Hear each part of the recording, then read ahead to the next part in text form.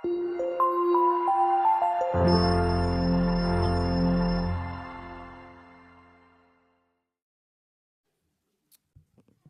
Տիրոջը փառք եմ տալիս այս հնարավորությունների համար, որ կարող ենք գալ Աստծո առաջ եւ մեր ողջ կարիքներով, հարցերով Տիրոջ առաջ կանգնել եւ իրեն մեծարել։ Ես մի քանի անգամ կրկնել եմ սրա մասին եւ եւս մեկ անգամ ուզում եմ հիշեցնել, որ տերունական օրերը, կիրակի օրերը օրհնություն են ամեն մեկից համար, ինչի որտեվ առիթ է կանգ առնելու ամեն ինչից եւ Տիրոջ առաջ գալով իր խոսքը փափագելու, աղոթք բարձրացնելու, եկեղեցու շրջանակում շփում ունենալու եւ սա ոչ թե զուտ մենակ ֆիզիկական, այսինքն հանգստության մասին է խոսքը գնում, այլ իրապես չգիտեմ, ձեր կյանքում նման բան զգացել եք թե ոչ, ես երբ որ նոր էի առաջի քայլերն էի անում հավատքիս մեջ, ինստիտուտ էի սովորում եւ այլն, սպասում էի պահերն ու ժամերը, թե երբ է գալու, որ նորից հնարավորություն եմ ունենալու հանդիպելու եկեղեցու հետ, հանդիպելու այդ միաբանության շրջանակում, ինչու, որովհետեւ տեսնում էի, որ դրա կարիքն ունեմ, որովհետեւ երբ որ աշխարհում ես աշխատում, աշխարհում ես սովորում եւ այլն, այն ազդեցություն է թողնում քեզ վրա։ Եվ նույնիսկ որոշ առումով նկատում եմ, որ դերևս հավատքից մեջ առաջի քայլերն էի անում, որ տեսնում էի, որ աշխարհը ազդեցություն ունենալով որոշ առումով սկսում է ազդեցություն ունենալ իմ բառապաշարի վրա, որպես երիտասարդ է պատկերացրեք,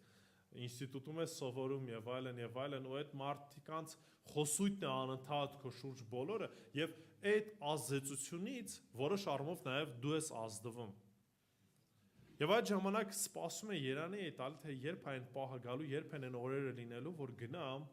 միասին քույրերից եղբայրներից հետ լինեմ, միասին պաշտամունքի շրջանակում լինեմ,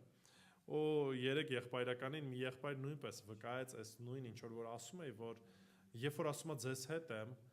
ուրախ եմ, հաճելի է այս ամեն ինչը, ինքս ավելի հավատքի մեջ ավելի հաստատված եմ լինում։ Բայց երբ որ գնում եմ նորից այն շրջապատը, այն որտեղ որ աշխատում եմ եւ այլն, տեսնում եմ, որ այդ շրջապատը իմ վրա ազդեցություն է ունենում եւ այդ ազդեցությունը դրական ազդեցություն չի, բացասական է։ Ես սա չեմ ասում, որ մենք հիմա պետք է առանձնանանք, այս ձև ասած նոր Մենաստան բացենք, ամեն մեկս գնանք կղզիացած կյանքով ապրենք, չէ, բայց ասածս այն է, որ սա առիթ է, առանձնահատկում է Տիրոջից մեկտեղ հավաքվելու որպես մեկ եկեղեցի, միասին պաշտելու, միասին երգելու, միասին շփում ունենալու, միասին Աստծո խոսքի շուրջ մտորելու եւ Տիրոջը կամքին այո եւ ամեն ասելու։ Եվ ուրախ եմ, որ այս հասկացողությունն ունեք եւ առավել նրանք, ովքեր որ իրենց կյանքի ընթացքում հնարավորինս ամեն բան անում են, որպեսզի որևիցե կերպով այս հանդիպումները, միասնական ժամերը բաց չթողնեն։ Թող Տերը օրհնի ամեն մեկից, որ իրապես իր կամքի մեջ օր աճենք եւ իրեն հավատարիմ կերպով քայլենք իր անվան ու փառքի համար։ Հիշում եք սերներ, մենք միասին խոսում ենք Մատթեոսի ավետարանից եւ անցած երկու կիրակիների շրջանակում խոսեցինք, թե ինչ գին արժե Հիսուսին հետևելը։ Որովհետև ինչպես որ Արմեն եղբայրս ասաց, շատ թյուր կարծիք կա, որ Քրիստոսին հետևելը ճակերտավոր բարգավաճում է մեզ բերելու, բայց այնինչ Աստծո խոսքը նույնիսկ շատ հարցերում հակառակն է մեզ ներկայացնում, հակառակն է մեզ ցույց տալիս։ Եվ այս խոսակցությունից, այս քարոզից հետո մենք տեսնում ենք, որ Մատթեոսը իր կենտրոնացումը արդեն մի փոքր այլ ուղղությամբ է տանում։ Եթե մինչև այդ մենք տեսնում ենք որոշակի առումով ընդունելություն Քրիստոսի կողմից, այսինքն Քրիստոսին ընդունում էին, լսում էին, չէին հակաճառնում, ապա 11-րդ գլխից մենք որոշակի փոփոխություն ենք սկսում տեսնել, որտեղ որ կան արդեն կասկածներ, հակադրություններ, մերժում նույնիսկ Քրիստոսին։ Եվ այս պարագայում նույնպես կարևոր է, որ մենք դրանից ինչ անենք, դասեր քաղենք։ Ինչու որտեվ մեր կյանքում նույնպես լինում են դժվարին ընթացքներ, դժվարին պահեր։ Եվ այսօր խոսելու ենք, թե ինչպես պետք է վարվենք, երբ որ կասկածներ ունենք։ Երբ որ որոշակի հարցեր կան, որոնց պատասխանը մենք այսօր չունենք։ Ինչպես պետք է վարվենք, որն է այն ընթացքը, երբ որ իմ կյանքում դժվարին շրջան է եւ ես կասկածներ ունեմ, հարցեր ունեմ։ Բայց մինչև կանցնեմ բուն հատվածին, վստահ եմ, լսել եք, որ 1962 թվականին աշխարհը կանգնած էր բառից բուն իմաստով միջուկային պատերազմի եզրին։ Եվ հայտնի է այդ սենց ասած իրավիճակը կուբական կրիզիս կամ Կուբայի շրջանակում կրիզիս, որն էր պատճառը, ճգնաժամը։ ԱՄՆ նախագահ Ջոն Քենեդին եւ այդ ժամանակվա ԽՍՀՄ-ի ղեկավար Նիկիտա Խրուշչովը երկուսն էլ որոշակի լուրջ կասկածներ ունեին մեկը մյուսի նկատմամբ եւ այսպես ասած ամեն մեկը կասկած ուներ, որ դիմացինը պատրաստվում է առաջի հարվածն անելու։ ԽՍՀՄ-ը կասկածում էր, որ ԱՄՆ-ն է միջուկային հարված տալու եւ միաժամանակ ԱՄՆ-ն էլ կասկածում էր, որ ԽՍՀՄ-ն է հարված տալու, այսինքն երկու կողմից կար հետեւյալ կասկածները։ Ես այս թեմայի մասին խոսել եմ ավելի միջնորդների հետ կապված, բայց այնուամենայնիվ հարցի լուծումը ինչպես գտնվեց, որ ոչ թե այդ մարդիկ իրենց կասկածներին ուղղակի զուտ առիթ տվեցին, այլ փորձեցին ինչ անել, ուղիղ խոսելով, հստակ հարցադրումներ տալով, տեսնեն արդյոք իրապես դիմացինը նման քայլերի պատրաստվում է թե ոչ։ Եվ երբ որ եթե մենակ առաջնորդվեին վախերով, ենթադրություններով կամ սեփական պատկերացումներով, պատերազմը անխուսափելի է լինում եւ այն աշխարհը, որ մենք ունենք, գուցե ընդհանրապես այլ տեսք ունենար։ Բայց որոշում են կայացնում հստակ ուղիղ հաղորդակցվելով, որոշ միջնորդներին ներգրավելով, կարողացան գալ հետևյալ հստակ հասկացողությանը,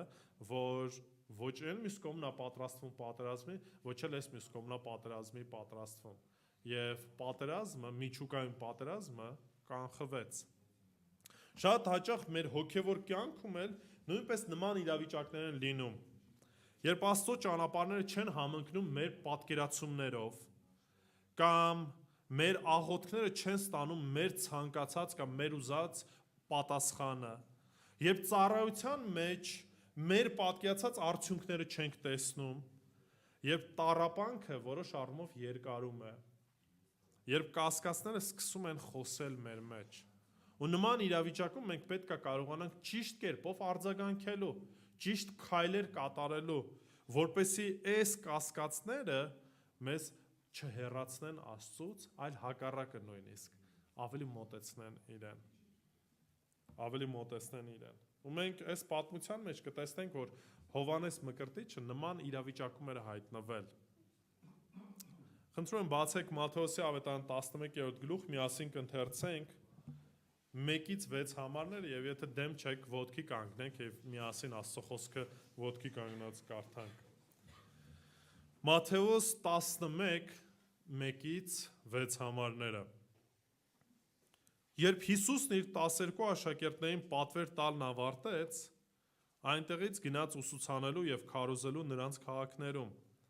Իսկ Հովհաննեսը բանտում Քրիստոսի գործերի մասին լսելով, ուղարկեց իր աշակերտներին եւ նրանց միջոցով նրան հարցրեց. «Դու ես նա, որ գալու էր, թե ուրիշին սպասենք»։ Հիսուս պատասխանեց ու նրանց ասաց. «Գնացեք պատմեք Հովհաննեսին, ինչ որ լսում ու տեսնում եք, կույրերը տեսնում են, կաղերը քայլում, բորոտները մաքրվում, խուլերը լսում, մեռելները հարություն առնում եւ աղքատներին ավետարանն է քարոզվում։ Եվ երանին նրան, ով ինձանով չի գայթակղվի»։ Աղոթենք։ Մեր Տեր Աստված, իրապես ողջ փառքն ու գոհությունը ուզում ենք հայտնենք քեզ, որտեվ միայն դու ես արժանի ամեն փառքի եւ գոհության Տեր։ Եվ հիմա աղոթում եմ, ով Հայր, որ օգնես քո առաջ գալով խոսքից շրջանակով մտորենք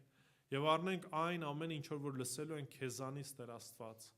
որպեսզի մեր կյանքերում մեր հոգիների շինություն լինի եւ նմանվելով քեզ, Տեր Աստված, մեր կասկածները փարատվեն քեզանով եւ քեզ մոտենանք Տեր,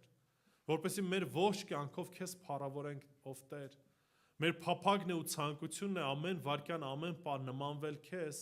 եւ քո կամքի համադ քայլել, ուստի Տեր աղոթում եմ, որ խոսես մեր սրտերի հետ, մեզ խոնարհեցնես ականջ տաս լսելու Տեր եւ ամենից առաջ եթե դեռ քեզ չենք ճանաչում որպես Տեր ու Փրկիչ, մեր կյանքում փրկություն բերես Տեր քեզանով, Հիսուսի սուրբ անունով, ամեն։ Նստեք խնդրեմ։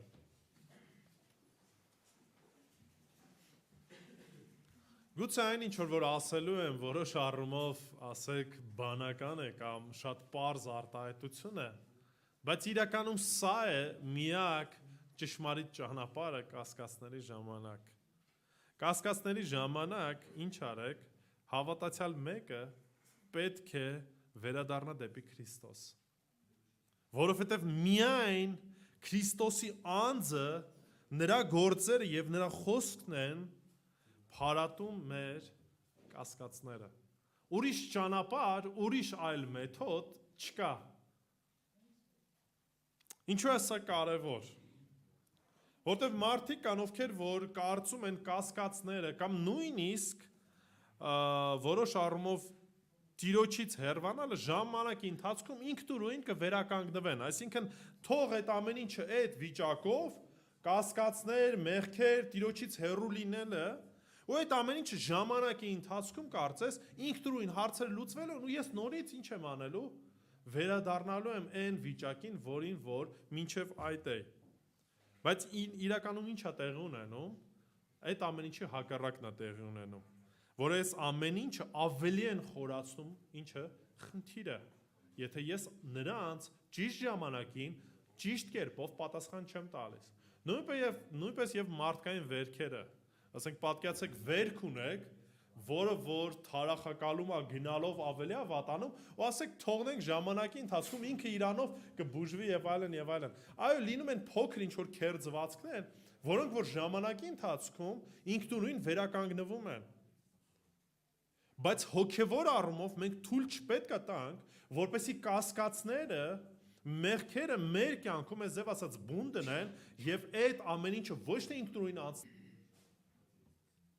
Եթե մեղք ենք գործել կամ կասկածներ ունենք, հիասթափված ենք ինչ-որ հարցերով, ոչ թե փախեք Աստծուց, այլ հակառակը, այդ ամեն ինչով ինչ արեք, վազեք դեպի իրեն։ Վազեք դեպի իրեն։ Ու այսօր կտեսնենք 3 միջոց, որոնցով կարող ենք փարատել մեր կասկածները։ Առաջինը արդեն իսկ ասեցի, կասկածների ժամանակ գնա դեպի Հիսուս։ Կասկածների ժամանակ գնա դեպի Հիսուս։ 1-ից 3 համարը եւս մեկ անգամ կարդանք։ Ասում է, երբ Հիսուսն իր 12 աշակերտներին պատվեր տալն ավարտվեց, հիշում եք, մենք արդեն անցած կիրակիներ խոսում ենք ինչ պատվերներ էր տալի։ Այնտեղից գնաց ուսուցանելու եւ քարոզելու նրանց քաղաքներում։ Խոսքը գնում է Գալիլեայի տարածքը, հիմա չեն կարող ասել ինչ է տեղի ունենում, գուցե աշակերտներին ուղարկում է այլ ծառայության, ինքը առանձնանում է, սկսում է առանձին Գալիլեայում ավետարանը քարոզել եւ սովորացնել, բայց այնուամենայնիվ Մատթեոս ավետարանը սրանով է ձև ասած ամփոփում է այն ինչ որ մենք մինչև այդ կարդացինք եւ մեր կենտրոնացումը սևեռում է հիմա Հովանեսի վրա։ Հիսուս Քրիստոս ամեն իրավիճակներում, եթե ուշադրություն եք դարձնում, միշտ հավատարիմ էր այն կանչին, որ ուներ հորից։ Եվ որն էր այդ կանչը, քարոզել ճշմարտությունը, քարոզել արքայությունը, արքայության մասին եւ դրա համար ասում է, ուսուցանում էր եւ քարոզում էր։ Այսինքն սովորեցնում էր, բացահայտում էր եւ հրճակում էր այն իրողությունը, որ տեղի էր ունեցել։ Սա մեր համար ուղեցույց պետք է լինի, որովհետև այն քարոզը կամ այն որոշ առումով ուղղությունը, որի մասին որ խոսել եմ, ուղիղ կապված է սրա հետ։ Նոր բան չեք լսելու ժողովուրդ։ Իրականում մարդիկ կան, ովքեր որ ակնկալում են ամեն քարոզի շրջանակում կամ հիմա նոր բաներ լսենք, նոր բաներով ինչ որ նոր լսենք, մեր գիտելիք ավելանա։ Այո, միասին Աստծո խոսքից որոշ բաներ առնելու ենք, բայց կտեսնեք, այն ամեն ինչ որ խոսելու ենք, նոր չէ։ Նոր չէ, ուղղակի կարիք ունենք ամեն անգամ ինչ անելու, հիշեցնելու ինքներս մեզ, հիշեցնելու եւս մեկ անգամ հաստատվելու այն ճշմարտությունների մեջ, որոնց մեջ մենք դրանից առաջ էլ լսել ենք եւ նույնիսկ որոշ առումով գուցե քայլել ենք։ Երկրորդ համարը ուշադրություն դարձրեք, Քրիստոս ավետարանն է քարոզում, ծառայությունն է անում, եւ մենք տեսնում ենք դրան հակադրություն Հովհաննեսին։ Ասում է, իսկ Հովհաննեսը բանտում Քրիստոսի գործերի մասին լսելով ուղարկում է աշակերտներին։ Հիմա ուշադրություն դարձրեք իրավիճակը։ Հովհաննես Մկրտիչը գտնվում է բանտում եւ ինչ է անում։ Լսում է, որ Քրիստոս շարունակում է ծառայությունը, շարունակում է որոշակի ընթացք։ Ինչպես է դա տեղի ունենում, ես չեմ կարող ասել, ինչպես է լսում, բայց ամենակիչը մենք տեսնում ենք, որ աշակերտները որոշակի կապ ունեին Հովհաննեսի հետ։ Եվ գուցե աշակերտներից առնում են լուրը, թե Հիսուսը ինչ է անում, ինչ ծառայություններ է անում, գուցե ինչ հրաշքներ է անում, եւ ինքը նայում է իր կարգավիճակին։ Այս ամեն ինչը տեղի է ունենում, բայց Հովհաննեսը ինչ վիճակում է գտնվում։ Բանտարկված վիճակում է գտնվում։ Հիմա, որպեսզի կարողանանք նորից ճիշտ ընկալել իրավիճակը, նախ եւ առաջ ուզում եմ հիշենք, թե ով էր Հովհաննես Մկրտիչը։ Հովհաննես Մկրտիչը մեկն էր, ով որ հենց ամենասկզբից գրված է, որ Աստծո կողմից ընտրված էր եւ ասում մոր որովայնից Սուրբ Հոգով լցված էր։ Այսինքն առաջնորդվում էր Տիրոջմով։ Մեկն էր, ով որ ընտրված Տիրոջ մարգարեն էր, մեկն էր, ով որ կանչված էր Տիրոջից Հիսուս Քրիստոսի ճանապարհը ինչ անելու, պատրաստելու, հարթելու։ Մեկն էր, ով ակտիվ աշակերտում էր, խիզախ կերպով քարոզում էր եւ ողջ կյանքը հանձնել էր Տիրոջը, զրկելով ինքն ամեն տեսակի եզև ասած հաճույքներից, ապրում էր անապատում, ասքետիկ կյանքով որպես ուխտավոր եւ միակ նպատակը սա էր՝ Տիրոջը ծառայելու։ Նա էր, որ ասել էր Հովաննում 1:29-ում, երբ որ Քրիստոսին տեսավ, սա է Աստծո գառը, այսինքն մեկն էր, որ առաջին եզև ասած վկայությունը տվեց Քրիստոսի մասին։ Հրապարակային։ Նա էր, որ մկրտեց Հիսուսին։ Նա էր, որ լսեց հոր ձայնը երկնքից։ Նա էր, որ ընդունել էր ու որ պիտի խոնարհվի եւ Տեր Հիսուս Քրիստոս պետք է ինչ անի, բարձրանա։ Բայց հիմա ինչ է պատահել։ Հովհաննեսը բանտարկված էր, ինչու, որովհետև մեղադրել էր Հերովդեսին մեղքի համար։ Հերովդեսը այդ ժամանակ վերցրել էր իր եղբոր Փիլիպոսի կնոջ Հերովդիային, որն ըստ ղևտացված նամակի իրավունք չուներ եւ շնության մեջ էր, եւ ապօրինի ամուսնացել էր դրա համար, նորից Հովհաննեսը հրապարակայնորեն ինչ էր արել, հանդիմանել էր։ Եվ Հերովդեսն էլ դրա պատճառով ձերբակալում է Հովհաննեսին։ Չնայած բավականին վախեր ուներ, ինչի որտեվ ժողովուրդը ընդունում էր Հովհաննեսին որպես մարգարե, բայց այնուամենայնիվ չէր էլ ցանկանում, որպեսզի Հովհաննեսը շարունակ, այսպես ասած,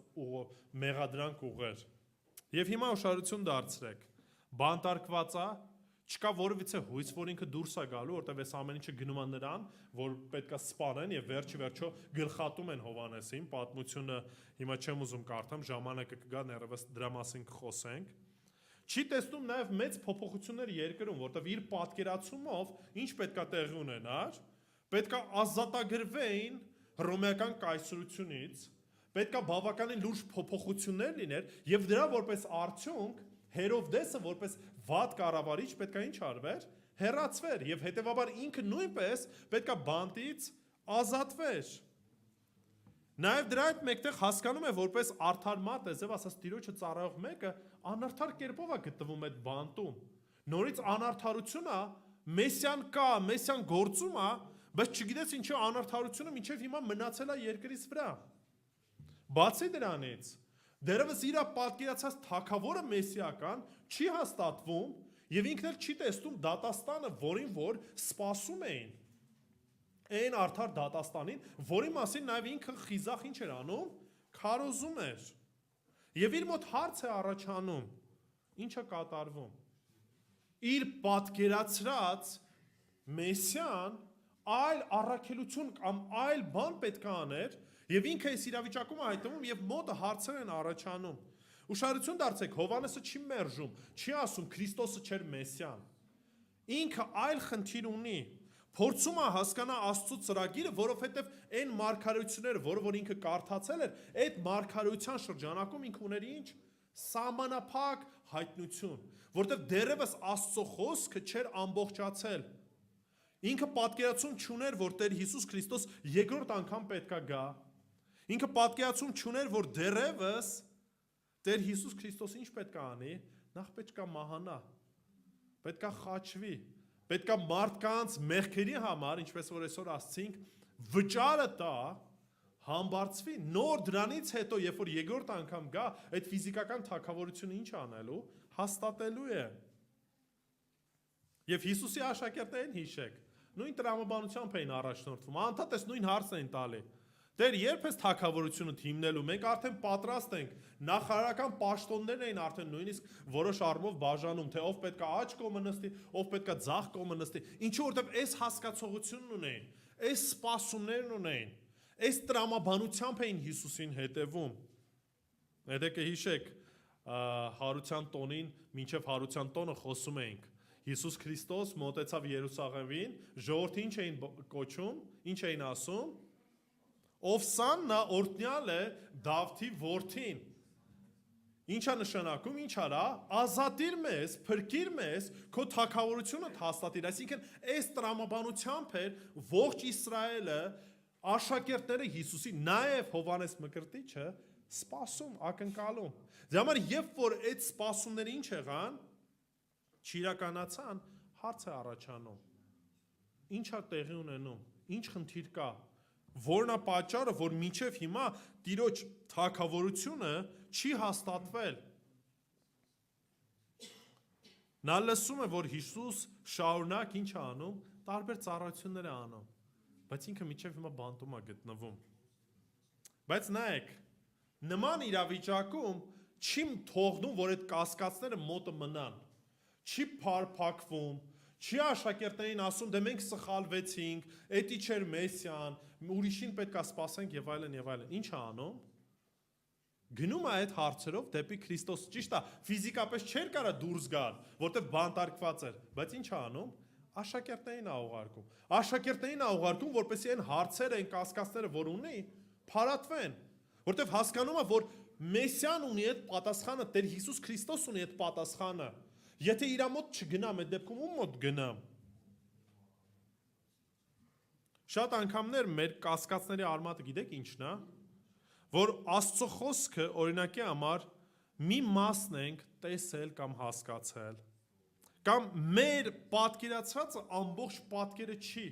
բզկտված հասկացողություն ունենք Աստծո խոսքից եւ դրանից նաեւ սխալ սպասումներ ունենք։ Եվ սխալ սպասումներից, երբ որ մեր կյանքում չեն բավարարվում, ինչ ենք անում, սկսում ենք կասկածել, նեղվել, անհանգստանալ, ոչ ամբողջական պատկեր եւ այլն եւ այլն։ Սա որտեղից կարա առաջ գա։ Երբ որ գուցե ճիշտ կերպով Աստծո խոսքը չեն կարդում կամ գուցե ընդհանրապես չեն կարդում։ Գուցե քարոզներ ենք լսում, որոնք որ ընդհանրապես պետքա չլսենք։ Գուցե քարոզիչների ենք լսում, որոնց որ ընդհանրապես պետքա չլսենք։ Ինչու՞։ Որտեղ ոչ բոլոր քարոզներն են քարոզներ, ի նկատի ունեմ Աստծո խոսքի շրջանակում ճշմարիտ։ Ոչ բոլոր քարոզիչներն են եւ ոչ բոլոր Տիրոջ անունը տվողներն են, որոնք որ ճշմարտապես Տիրոջը ճանաչում են եւ ճշմարտապես Աստծո խոսքն են փոխանցում։ Դրա համար պետք է զգույշ լինենք, որովհետեւ հիշեք մի բան, այն ինչ որ լսում եք, այդ ամենը ազդում է ձեր առօրյա կյանքին։ Չեք կարող ասեք, դե սա լսում եմ, այդ ամեն ինչը անցնում գնում է քարոզները կամ ընդհանրապես մեր այն տեղեկատվությունը, որ ստանում ենք, ուզեք թե չուզեք, ձեր կյանքում ազատություն են թողնելու։ Այն ինչ որ այսև ասած, ինչ որ ցանենք, դա էլ ինչ ենք անելու, հնձելու ենք։ Եվ երկրորդ բանը նաև պետք է հասկանանք, որ Աստվածաշնչում կան խրթին հատվածներ, դժվար վարդապետական հարցեր, որոնք որ գուցե մեր հավատքի մեջ երեխա լինելու պատճառով չեն կարողանում ամբողջությամբ ինչ անել, ընկալել, հասկանալ։ Եվ դրա որպես հետևանք ինչ ենք անում, երերվում ենք, տարբեր ուսմունքներից կասկածներ ունենք, հարցեր ունենք։ Պողոս Արաքյալը, Պետրոս Արաքյալը գրելով Պողոս Արաքյալի նամակների մասին հետևյալ խոսքն է ասում, ուշադրություն դարձեք, 2 Պետրոս 3:15-16 համարները։ Ասում է, եւ մեր Տիրոջ համբերությունը փրկություն համարեք, ինչպես մեր սիրելի եղբայր Պողոսն էլ իրեն տրված իմաստությամբ գրեց ձեզ։ Հիմա ուշադրություն դարձրեք։ Պետրոս Արաքյալը գրում է Պողոս Արաքյալի մասին, ով որ նամակներ է գրել։ 16 համարը։ Եվ ինչպես իր բոլոր նամակներում խոսում է այս բաների մասին, դրանցում մի քանի ինչ կա, դժվարիմաց բաներ կան։ Այսինքն դժվար ընկալելի որոշ առումով, ասենց ասած, իրենք կատ չեն, կոշտ կերակուր են, դժվարիմաց բաներ կան։ Ասո, որոնք անուսներն ու թույլերը ինչ են անում, շեղում են մյուս գրքերի պես, իրենց հոգիների կորստյան մատնելով։ Հիմա ուշադրություն դարձրեք, որ Պետրոս Արաքյալը, Պողոս Արաքյալի նամակները հավասարացնում է ինչի, Աստվածաշնչի։ Ասում է ինչպես որ մնացած Աստվածաշնչի գրքերից են վարվում, նույնպես եւ Պողոսի գրքերի նկատմամբ են վարվում, բայց հիմա չեմ ուզում սրա մասին խոսեմ։ Ուշադրություն դարձեք, որ Պետրոս Արաքյալը ընդունում է, որ Աստվածաշնչում կան ինչ, դժվար ընկալելի հատվածներ, եւ մենք կարիք ունենք ինչ անելու, աճելու, ուսումնասիրելու, խորանալու, որպեսզի այս հարցերում նույնպես ինչ անենք, աճենք։ Հիմա հարց, եթե ես ինչ որ մի բան չեմ հասկանում, դեռևս, ուրեմն ինչ անենք։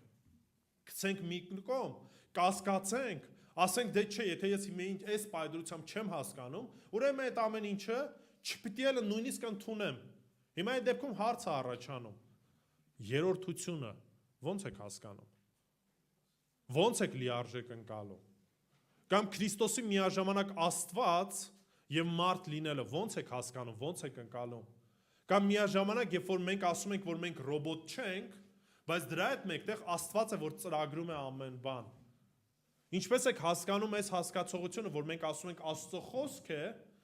Աստված է, որ ուղղորդել է անսխալական գրել է, բայց դրա հետ մեկտեղ մարդիկ են գրել։ Հասկանում եք շատ բաներ կան, որոնք որ մենք միանշանակ եւ մեր հասկացողությամբ լիարժեք պատասխան չենք կարող տալ։ Մենք ուղղակի ասում ենք այն, ինչ որ տեսնում ենք խոսքի շրջանակում եւ որոշ բաների մասին, ինչ ենք անում, մտածում ենք, փորձում ենք տրամաբանել։ Բայց բաներ կա, որոնք որ Տերը մեզ լիարժեք չի բացահայտել։ Հիշեք Նիկոդեմոսի հետ, երբ որ Տեր Հիսուս Քրիստոս խոսում էր, Նիկոդեմոսին ասեց, քեզ երկրավոր բաների մասին եմ ասում, չես հասկանում։ Ուր մնաց, եթե ինչ անեմ, երկրային բաների մասին պատմեմ։ Դրա համար այն ամեն ինչ որ մեզ սպասվում է երկնքում, ասում են նույնիսկ մարդու մտքով էլ անգամ չի կարող անցնել, որտեղ մենք սահմանափակ ենք մեր հասկացողություններով, մեր գիտելիքով եւ այլն եւ այլն։ Բայց սա չպետք է պատճառ հանդիսանա, որ մենք ինչ անենք, կասկածներին տեղիք տանք, այլ հակառակը։ Եթե կասկածներ կա, հարցեր կա, ինչ արեք, վազեք դեպի Քրիստոսը, վազեք դեպի ճշմարտությունը։ Փայփերը հետևյալ խոսքերն է ասել, ասում է, ամենամեծ սրբերն էլ կարող են ապրել շփոթության խավար գիշերներ, բայց հավատը իր հարցերով վազում է դեպի Քրիստոս։ Այսինքն պատկերացեք նույնիսկ այս պարագայում Հովանես Մկրտիչը, ով մարգարե էր, կարող որոշակի շփոթություն ունենա որոշ հարցերի շրջանակում, բայց հավատքը նորից տանելու է դեպի ուր, դեպի Քրիստոս, դեպի Քրիստոս, ոչ թե ես հեռանում եմ, ոչ թե մերժում եմ, ոչ թե ասում եմ դե ինձ համար անհասկանալի է, ես այդ իմ գործը չի կոպիտ ասած, այլ հակառակը, գնում եմ դեպի Քրիստոս, հարցեր եմ բարձրացնում, երբ կասկածում ենք, մի փախեք աղոթքից, ազնիվ աղոթք արեք, ուղիղ կերպով աղոթեք, ասեք Տեր Աստված, այս հարցում կասկածում եմ, այս հարցերում չեմ հասկանում, այս հարցերում ուղղորդին ինձ, ինչ արա, իմաստություն տուր հասկանալու։ Երկրորդը մի հեռացեք եկեղեցուց, որտեղ էլի այս հասկացողությունը կա, դե մեղք եմ գործել, ինձ մեղավոր եմ զգում։ Այսինքն մեղավոր զգալով ինչ անենք, մեզ կտրենք ընդհանրապես եկեղեցուց, հակառակը նորից ում մոտ վազեք, դեպի Քրիստոսը ապաշխարությամբ, դարձով։ Երբ որ կասկածներ ունեք, երրորդը, մի լրացրեք հարցերը, հարցեր ունեք, ուղիղ տվեք, խոսեք, ունեք եղբայրներ, քույրեր, որոնք որ հասուն են, այդ հարցերը իրենց տվեք, որպեսզի իրանք օգնեն նորից ուղղորդեն ձեզ դեպի Քրիստոսը։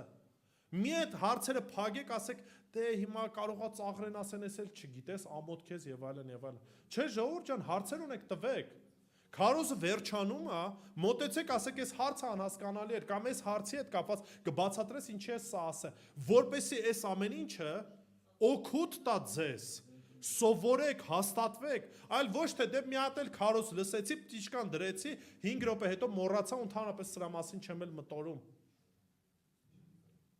Հարցերով գնացեք ուղիղ դեպի Քրիստոս։ Ազնիվ կերպով ասեք, Տեր, չեմ հասկանում, բայց գալիս եմ քեզ մոտ։ Սաղմոսները կարդացել եք։ Սաղմոսներում նույնիսկ աղոթքների մեջ ուղիղ կերպով ասում են Տեր անիծիր, ջախջախիր, սպանիր մեր թշնամիներին եւ այլն եւ այլն։ Ինչի որտեվ այն ինչ որ սրտի մեջ կա ուղիղ բերում են Տիրոջ առաջ։ Որպեսզի Տերը ինչ անի, աշխատի իրենց սրտի հետ եւ կտեսնեք այն սաղմոսները, որոնք որ նման ձևով են սկսվում,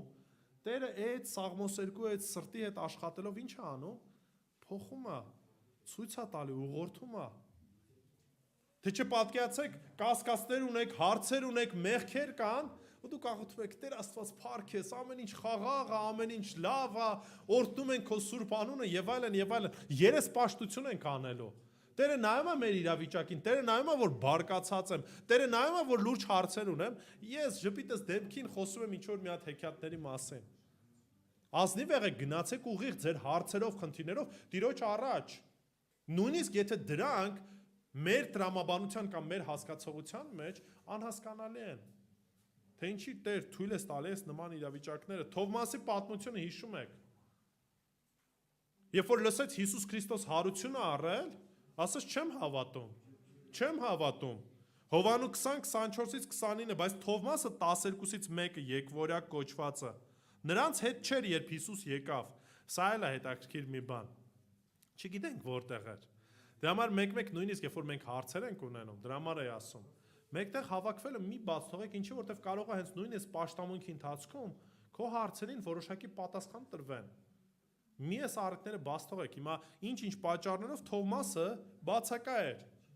Մեջը չէր, ժողովրդի հետ չէր մնացած աշակերտների։ Մյուս աշակերտները նրան ասացին. «Տիրոջը տեսանք»։ Իսկ նա նրանց ասաց. «Եթե նրա ձեռքերի վրա մեխերի նշանը չտեսնեմ, ու իմ մատը մեխերի տեղը չդնեմ, եւ իմ ձեռքը նրա կողի մեջ չխրեմ, չեմ հավատա»։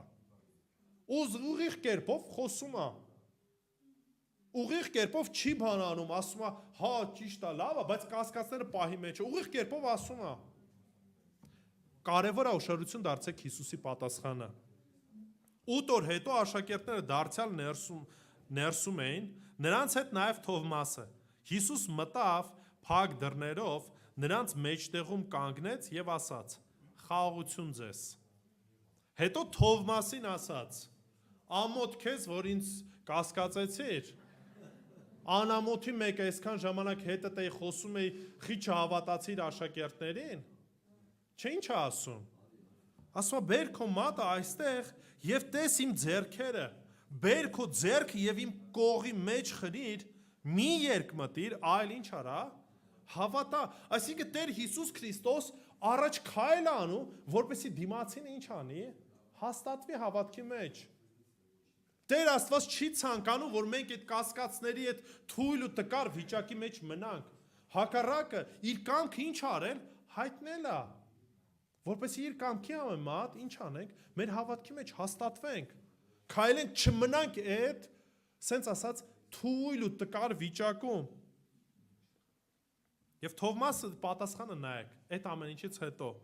Թովմասը պատասխանեց ու ասեց նրան. «Դու իմ Տեր եւ իմ Աստվածը», այսինքն ուշադրություն դարձեք դավանանքը։ Այո, այս քայլով, որոշ առումով կասկածով, եկավ այս հասկացողությանը, որ Հիսուս Քրիստոսն է միակ ճշմարիտ Տերը եւ Աստվածը։ Եվ դրա համար էլ դրանից հետո նաեւ Հիսուս Քրիստոսը ինչ է ուղղում, խոսք ուղղում է մեզ։ Երանի նրանց, ովքեր որ չեն տեսնի, բայց կհավատան։ Ու այս կարգավիճակի մեջ մենք ենք գտնում, որտեղ ֆիզիկապես մեր աչքերով չենք տեսել Տեր Հիսուս Քրիստոսին։ Բայց Սուրբ Հոգով տեսնում ենք իր գործը, իր ընթացքը, իր փրկարար ճանապարհը մեր կյանքի ընթացքում։ Եվ այն հավատով, որը որ նորից Տիրոջից ենք ստացել։ Հիսուս նորից չհանդիմանեց, այլ ինչ արեց, օգնեց։ Կարդացեք Աստվածաշնչում կհանդիպեք բավզում մարդկանց, ովքեր որ ինչ են արել, հրաշքների ականատես էին եղել, գուցե նաև Տերն էր իրենց օգտագործել այդ հրաշքների մեջ, բայց դրա հետ մեկտեղ տեսնում ենք, որ իրենց կյանքում, երբ որ նեղություն խնդիր կա, ինչ են անում, կասկածներ ունեն, վախեր ունեն, հիասթափություններ ունեն եւ այլն եւ այլն։ Եվ այս պարագայում նորից Տերը ինչ է անում, բարձրացնում է։ Պետրոսին հիշեք, ուրացավ։ Տեր Հիսուս Քրիստոս զգուշացրել էր, ասաց, չէ, ով ուզում է ուրանա, ես ուրացողը չեմ։ 3 անգամ ուրացավ, բայց ուշադրություն դարձրեք, չթողեց այդտեղ։ Չասես, դե որ ուրացար, մնալու ես այդտեղ, ինձ արժանի չես։ Հակառակը նույնիսկ մինչև ուրանալ ասեց, երբ որ ինչ անես, կանգնես, վերականգնվես, մնացած աշակերտներին, մնացած եղբայրներին ինչ արա, օգնի, քաջալերի, բարձրացրա։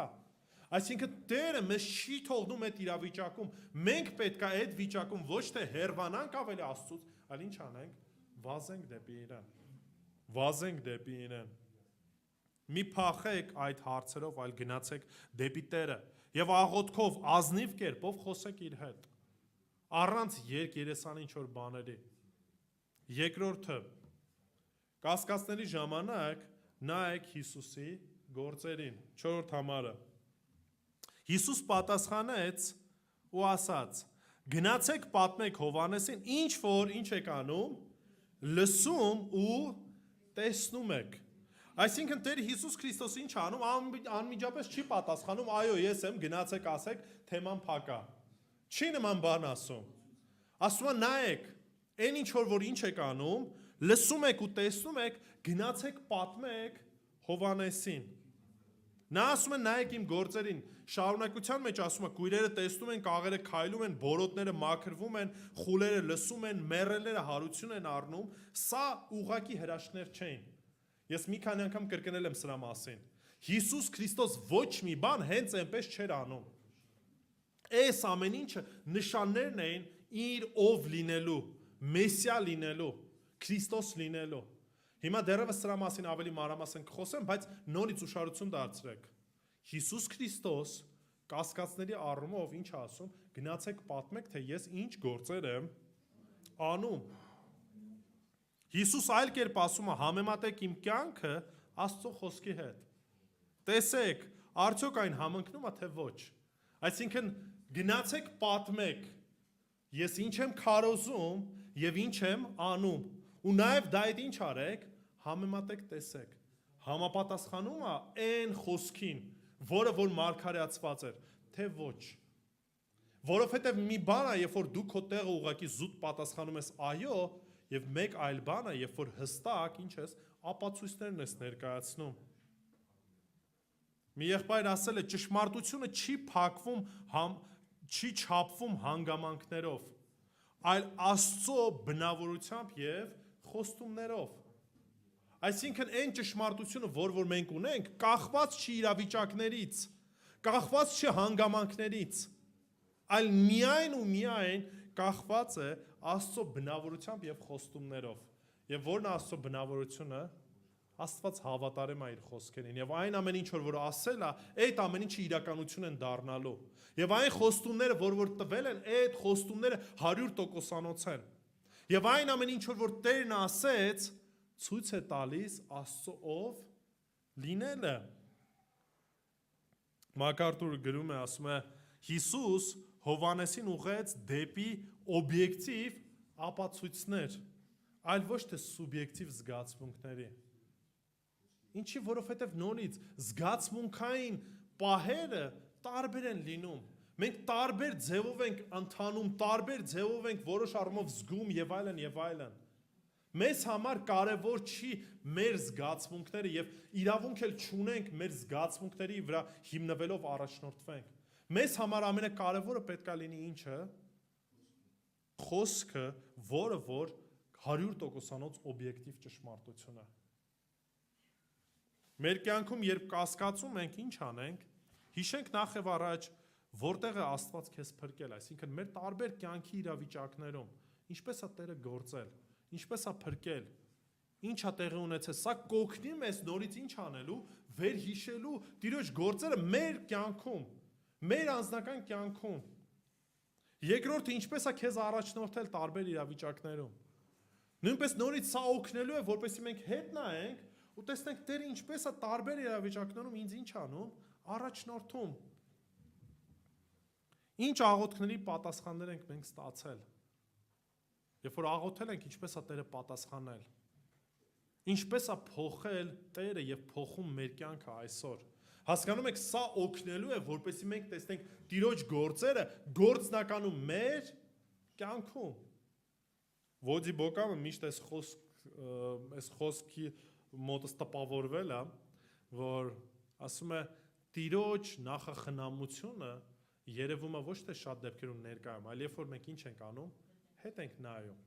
Եվ երբ որ մենք հետ նայենք, կտեսնենք, թե ինչպես է Տերը մեզ առաջնորդել, ինչպես է շատ հարցերում փրկել, ինչպես է մեր աղոթքերին պատասխան տվել։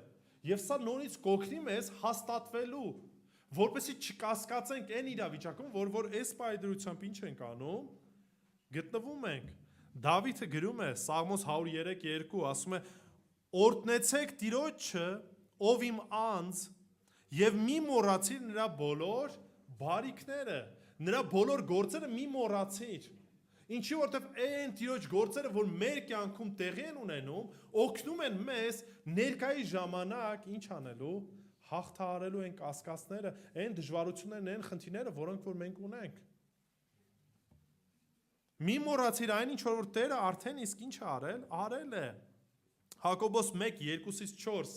Լիարժեք ուրախություն համարեք եղբայրներ, երբ տարատեսակ փորձանքների մեջ ընկնեք, հիմա շարություն դարձրեք, իմանալով, որ ձեր հավատի փորձությունը համբերություն է առաջացնում։ Այսինքն այն առաջ ինչ որ մեր կյանքում ունեցել ենք, դրա միջոցով անցել ենք, Տերը մեր կյանքում ինչ է բերել, փորձառություն է բերել։ Հիմա նայեք, փորձությունը համբերության փորձառություն է բերում։ Եվ ասում եմ, իսկ համբերությունը թող լիովին գործուն լինի, այսինքն ես զուտ չեմ նստել պարապ ձեռքերով, ասում եմ, ես ինքնուրույն անցնում եմ։ Ես Աստվածահաճո կերպով, երբ որ պատասխանում եմ փորձությունների, գործուն կերպով, ինքը իր կյանքում ինչ է բերում, ասում է, որպեսի կատարյալ ու լիարժեք լինեք, ոչ մի բանի պակասություն չունենաք։ Ինչ է տեղի ունենում։ Երբ որ մենք տարբեր խնդիրների փորձությունների մեջ ենք անցնում, ժամանակի ընթացքում Տերը մեզ տալիս է համբերություն եւ դրա հետ մեկտեղ նաեւ փորձառություն ենք ձեռք բերում։ Եվ հիշելով այն անցած ընթացքը, երբ որ ներկա իրավիճակներում ինչ իրավիճակներում ենք հայտնվում, հիշելով այն, ունենալով այն փորձառությունը, վստահություն ենք ունենում, որ որևիցե բանի կարիք չունենք։ Ինչու՞։ Որտեվ Տերը իր ժամանակին ինչ անելու, իր պատասխանը տալու է։ Իր պատասխանը տալու է։ Եվ մենք փորձությունների ժամանակ, երբ որ ճիշտ կերպով արձագանքում ենք, մեր հավատքի մեջ ինչ ենք անում, աճում ենք, փորձառու ենք դառնում։ Դրա համար մեկ-մեկ նույնիսկ մարդկային տեսանկյունից մարդիկ գովում են, ասում են, սպիտակ մազերս վկա են, այսինքն կյանքիս մեջ շատ բաներ են տեսել, շատ փորձառություն են ունեմ եւ այլն եւ այլն։ Հոգեվոր կյանքում սպիտակ մազերով չի արտահայտվում, այլ որոշ առումով դժվարությունների, փորձությունների, խնդիրների մեջ անցնելով, մենք փորձառում ենք Տիրոջ գործերը մեր կյանքում։ Եվ երբ որ ներկայում ինչ ենք ունենում, կասկածներ, հարցեր են լինում, սա օգնում է մեզ դիմակայելու։ Մի քանի գործնական, այսպես ասած, խորհուրդներ, որ կուզենամ, փորձեք կիրառել։ Փորձեք ունենալ աղոթքի տետր, որտեղ որ կգրեք ձեր աղոթքները։ Եվ ժամանակ առ ժամանակ հետ վերադարձեք այդ աղոթքներին, տեսեք, որը որ պատասխան եք գտել, պատասխանը գրեք։ Ինչի, որտեղ նեղության կամ խնդիրների ժամանակ, երբ որ բացեք, հետ նայեք, շատ բաներ ինչ կանի, կքաջալերվեք։ Մեր հիշողությունը, ժողովուրդ ջան, շատ թույլ է, տկար է, մենք շատ հեշտ բաներ կան, որոնք որ մոռանում ենք։ Բայց այդ աղոթքի տետր ունենալով մենք կարողանանք ինչ անել, հիշել, հետ վերադառնալ, տեսնել, որ ասենց ասած Արտուր, հանգիստ։ Մինչև դրանից ավելի վատ վիճակներ են եղել, ավելի լուրջ խնդիրներ են եղել եւ այլն, Տերը ինչ արել, իր ձեռքով այցելություն արել։ Սա նորից չի նշանակում, որ մեր բոլոր պատասխանները աղոթքի լինելու են նպես ինչպես որ մենք ենք ցանկանում։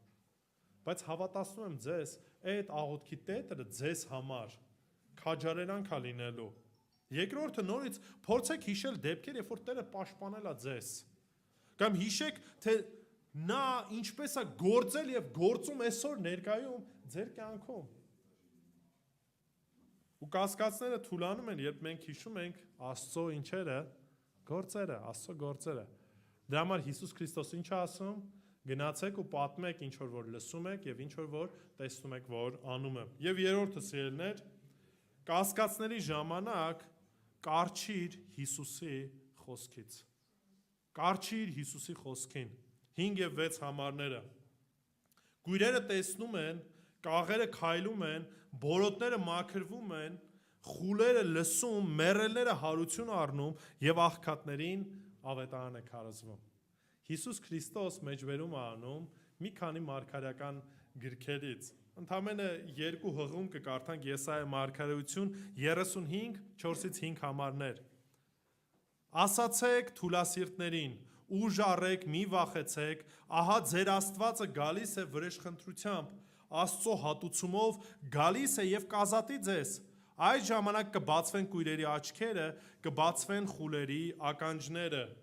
Եսայիա 61:1 Տեր Աստծո հոգին ինձ վրա է, որտեվ Տերը օծել է ինձ, ավետիս տալու հեզերին, ինձ ուղարկել է դարմանելու բեկված սիրտ ունեցողներին, ազատություն հռչակելու գերիներին, արձակում կալանավորներին։ Եվ այլն, մի քանի հատվածներ կա, որտեղ որ այս մարգարեությունները կար, որ Մեսիան ինչ է անելու։ Գալու է, որպեսի կույրերը տեսնեն։ Գալու է, որպեսի խուլերը լսեն։ Գալու է, որպեսի մեռածները կենթանանան եւ ավետարանը քարոզվելու է շուրջ բոլորը, նույնիսկ աղքատներին ու նրանց, ովքեր որ մերժված են մարդկանց կողմից։ Նա Հովհաննեսին նոր գաղափար չի տալիս, այլ ընդհանրապես ինչ է անում,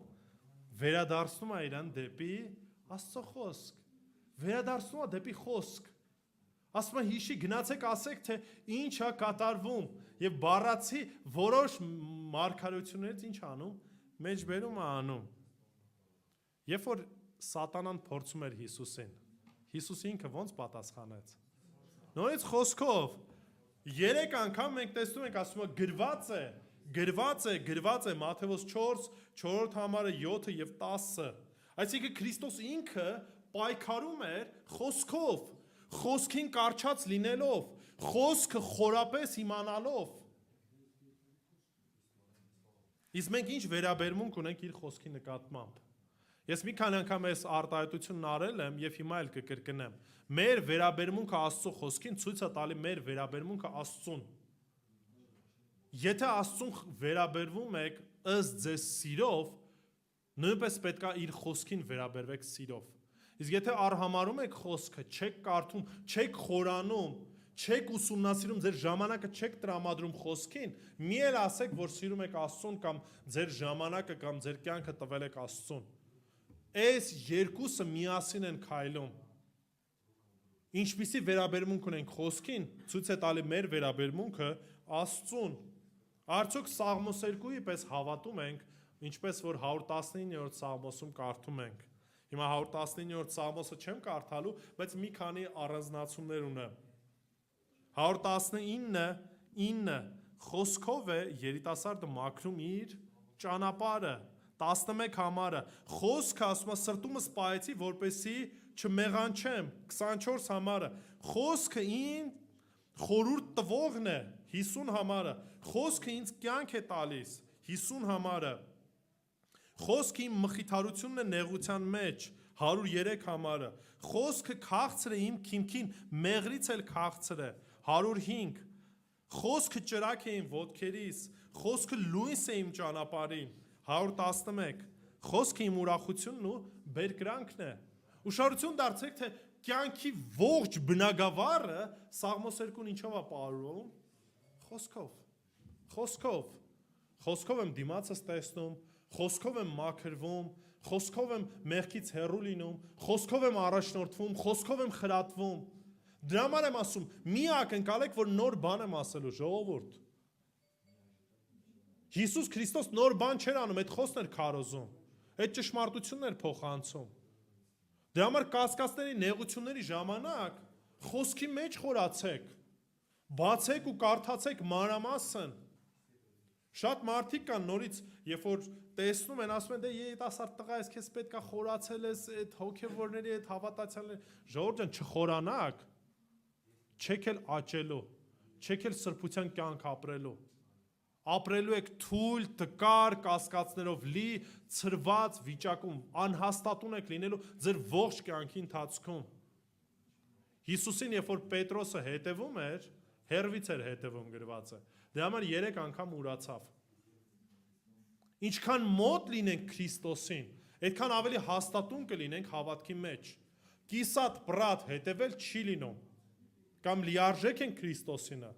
կամ լիարժեք Քրիստոսինը չենք։ Կամ իրապես խոսքը մեզ համար թանկ է, կամ մնացածը ուղղակի ձև ենք խաղում, քրիստոնյա ենք խաղում, կներեք արտահայտությանս համար, ոնց որ երեխեքը, չգիտեմ, տուն-տունիկ են խաղում, մենք էլ եկեղեցի ենք խաղում։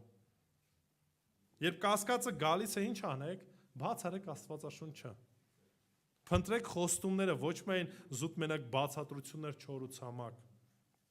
Հիշեք ճշմարտությունը, ոչ թե ձեր զգացմունքներին տեղի տվեք։ Անգիր սովորեք որոշ հատվածներ։ Մի ասեք, դե չենք կարա եւ այլն եւ այլն։ Որն է այս ամեն ինչի արդյունքը լինելու, ժողովուրդ ջան։ 6-րդ համարը ասում է եւ երանի նրան, ով ինձանով չի գայթակղվի։ Երանի նրան, որ ինձանով չի գայթակղվի։ Երանի վիճակում ենք լինելու, որ ամեն իրավիճակներում չենք գայթակղվելու Տիրոջմով։ Այլ ամեն իրավիճակ ինչ անելու, տանելու է դեպի իրեն։ Կլինի նեղություն, կլինի խնդիր, կլինեն հարցեր, կլինի հիվանդություն, կլինի որոշ առումով ինձ համար անհասկանալի իրավիճակներ, այս ամեն ինչը ինչ անելու, ավելի մոտեցնելու է Քրիստոսին։ Ավելի մոտեցնելու է Քրիստոսին։ Կասկածները ինքնին մեղք չեն, եթե դրանք բերում են դեպի Քրիստոս։ Վտանգը գիտեք ինչումն է, երբ կասկածները մեզ հեռացնում են Տիրոջից։ Երանի այն մարդուն, ով նույնիսկ խավարի մեջ չի գայթակղվում Քրիստոսից, այլ ավելի ամուր է կառչում նրա խոստումներից։ Գուցե այսօր մենք էլ Հովհաննեսի նման հարցեր ունենք։ Չգիտեմ, ասում ենք գուցե իրապես դու ես Տերը, իրապես ճիշտ հավատքի մեջ ենք, իրապես ճիշտ ընթացքի մեջ ենք։ Գուցե հարցեր ունենք, ասենք Տեր, ինչու ես լռում։ Գուցե հարցեր ունենք, ասում ենք ինչու ես թույլ տալի եւ այլն եւ այլն։ Շատ հարցեր, շատ բաներ կան, որոնք որ կարող են իրապես այսօր ներկա գտնվեն մեր կյանքում։ Մի թաքցրու այդ հարցերը։ Ինչ արեք, ուղղորդվեք ոչ թե զգացմունքներով, այլ ուղղորդվեք դեպի Հիսուսի անձը, դեպի նրա գործերը եւ դեպի նրա խոսքը։ Այս 3 միջոցներով կփարատվեն այդ բոլոր կասկածները,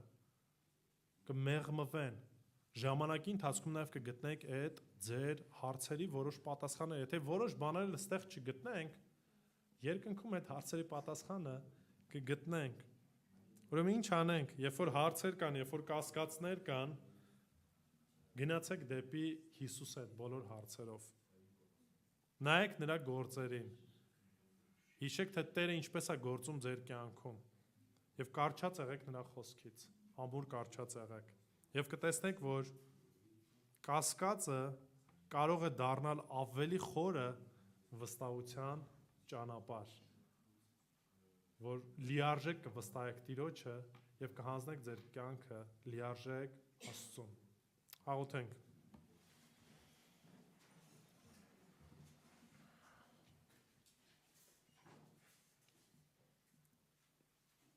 Տեր Աստված, իրապես փառք ու գոհություն ենք քեզ հայտնում, որ մեզ մեր կասկածների մեջ, մեր մտորումների մեջ մենակ չես թողնում, Տեր։ Ինչպես որ շատ քո զավակներ, թե Աստվածաշնչի շրջանակում, թե նաև մեր շրջանակներում, Տեր, լինում են դեպքեր, որ կասկածում են, Տեր, նույնպես եւ մեր կյանքում են նման դեպքեր լինում։ Եվ աղոթում եմ, ով Տեր Աստված, որ օգնես ճիշտ կերպով վարվենք, ճիշտ ընթացք ունենանք, Տեր։ Ոչ թե այդ ամեն ինչը մեզ քեզանից հեռացնի, այլ հակառակը գանք դեպի քեզ։ Հարցերը ոչ թե պատճառ հանդիսանան, որ փակենք Աստվածաշունչը, այլ հակառակը ավելի պրպտենք, որպեսզի ճշմարտությունները բացահայտվի, որտեղ ինչքան ճշմարտությունը իմանանք, ինչքան աճենք Աստված ճանաչողության մեջ, Տեր, գիտենք, որ ել ավելի հաստատուն ենք լինելու մեր կյանքում։ Ով Տեր, շնորհակալ ենք քո որդու համար Հիսուս Քրիստոսի, որ իրապես մեր մեղքերի համար մահացավ, խաչվեց եւ երրորդ օրը հարություն առավ ու մեզ կյանք տվեց։ Եվ շնորհակալ ենք, որ Սուրբ Հոգովդ առաջնորդում ես մեզ, բացում ես քո խոսքը եւ ուղղորդում ես մեզ, Տեր։ Նաեւ մխիթարում ես մեզ, ով Հայր։ Ու իրապես դրա կարիքն ունենք ամեն պահ, որտեվ ոչ միշտ ենք կարող նույնիսկ Հոբի նման արձագանքել, Տեր։ Ինչի որտեվ շատ դեպքերում թույլ ենք ու տկար ենք։ Քո կարիքն ունենք, Տեր։ Օգնի, որ օր-օրի խոսքիդ մեջ աճենք, Տեր։ Ճշմարտության մեջ աճենք եւ քո անվանում փառքի համար գործենք, Տեր։ Որպեսզի խնդիրները, հարցերը, Տեր, ուղղեն մեզ դեպի քեզ։ Որպեսզի մեր ցավերով գանք քո առաջ, որտեղ գիտենք, որ ամեն ինչով անցել ես եւ մեզ շատ լավ հասկանում ես եւ գիտես։ Եվ մեզ մխիթարիր, Տեր։ Օգնի, որ խոսքդ ընդունենք, կամքդ ընդունենք եւ հասկանանք մի բան, որ ինչ էլ որ կատարվի, այդ նեղությունների մեջ, այդ նեղությունները բարիին գործակից են լինելու, Տեր։ Բոլոր նրանց համար, ովքեր որ սիրում են։ Աղոթում եմ, ով Տեր Աստված, որ այցելես բոլոր նրանց, ովքեր որ տկարության մեջ են, խնդիրներ ունեն, առողջական խնդիրներ, գուցե ֆինանսական հարցեր, Տեր, գուցե այլ ինչ որ հոգեբանական խնդիրներ, ընտանիքում հարցեր, Տեր։ Գիտենք, որ ամեն բանի պատասխանը քո ձեռքերի մեջ է։ Տեր Հիսուս, դու ես հաստատել քո խոսքով եւ դու ես մեզ առաջնորդում, դու մեզ փրկեցիր եւ փափագ ունենք նորից շարունակելու ապրելու այնպես, ինչպես որ դու ես կամենում։ Ուստի թող որ քո կամքդ հաստատուն լինի մեր կյանքում եւ ապրենք քո անվան ու փառքի համար, որպեսզի մեր ողջ կյանքը քեզ փառավորի, Տեր, որպեսզի մեր խոսքերը հնչեն միմիայն քո անվան ու փառքի համար, Տեր, մեր կյանքի նպատակներն ու ժամանակը ծախսվի միմիայն նորից ու նորից քո փառքի համար։ Դա է մեր ցանկությունը, դա է մեր փափագը։ Ուստի աղոթում եմ, Տեր, ողորմիր, գթա, սրբիր եւ դու փառավորվիր։ Հիսուս Քրիստոսի սուրբ անունով, ամեն։